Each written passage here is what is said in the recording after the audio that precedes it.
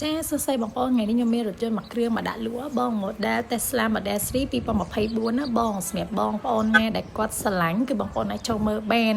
ខាងយើងមានទាំងទិញដាច់បងមលុះឬក៏បងប្អូនមានជាប្រភេទរថយន្តចង់មកវាយដូរក៏ខាងយើងទទួលដែរណាបង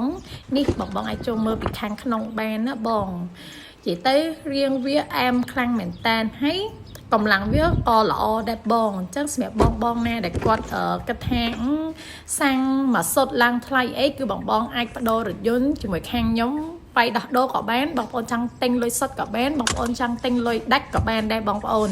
គឺស្រួលមែនតើហ្មងយើងជិះជាប្រភេទរថយន្តអគ្គិសនីវិញគឺវាមានផលចំណេញច្រើនជាងអញ្ចឹងណាបងប្អូននេះ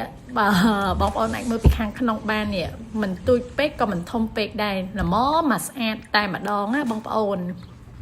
នេះបងប្អូនអាចមើលណាកន្លែងដាក់ទឹកកន្លែងដាក់អីនិយាយទៅឡានមួយគ្រឿងនេះណារៀងវាអែមខ្លាំងហ្មងបងប្អូនខ្ញុំនិយាយមែនបងប្អូនមើលនេះអូយតលាយមិនថាថតពីក្រោយឬក៏ថតពីមុខអីទេគឺតលាយស្អាតតែម្ដងហើយសំខាន់គឺបងប្អូនទិញពីខាងខ្ញុំទៅគឺខ្ញុំមានគ្រឿងឲ្យមួយឈុតតែម្ដងបងមិនថាឆ្នាំងសាឆ្នាំងសាដោយអីគឺយើងមានទាំងអស់តែម្ដងណាបងចឹងកន្លែងនេះកន្លែងឆ្នាំងសាបងប្អូននេះបងប្អូនមកមើលកន្លែងពីមុខទាំងអស់គ្នានិយាយទៅគឺរៀងវាអែមបងប្អូនដែលគាត់គិតថាចង់សំចៃបងប្អូនអាសាចេញទៅខេត្តចេញទៅអីអញ្ចឹងនេះបងប្អូនទិញរថយន្ត Tesla នេះមួយគ្រឿងអត់ខុសបំណងទេគឺវាសេវវាសំចៃបានច្រើនខ្លាំងមែនតើហ្នឹងបងប្អូននេះគឺជា option គេនៅក្នុងឡានណាមានតាំងប្រជាភ្លើងមានច្រើនណាបងប្អូនមានសັບគ្រប់តែម្ដងអញ្ចឹងនេះបងប្អូនអាចមើលត្រួសលេងទៅហើយដូចខ្ញុំនិយាយអញ្ចឹងណាខ្ញុំនៅតែបញ្ជាក់ដដែលអញ្ចឹងបងប្អូនគឺខាងយើងមានសេវាកម្មបង់មលុះរថយន្តណាអញ្ចឹងសម្រាប់បងប្អូនណាដែលគាត់ត្រូវការជាប្រភេទរថយន្តបង់មលុះបងប្អូនមានលុយត្រឹមតែ 30% ទេបងប្អូនចង់បង់ជាមួយការ៉ាស់ក៏បានបងប្អូនចង់បង់ជាមួយនឹងធនាគារក៏បានដែរបងប្អូនមានលុយកាន់តែ 30% មកគឺដកឡានយកទៅជិះបានតែម្ដងណាបងប្អូន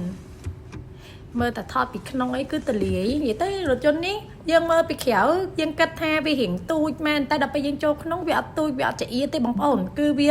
មកល្មមវាតលាយវាស្រួលបើកហើយនិយាយទៅខ្ញុំនិយាយមែនវាសំឆៃបានច្រើនមែនតែម្ដងណា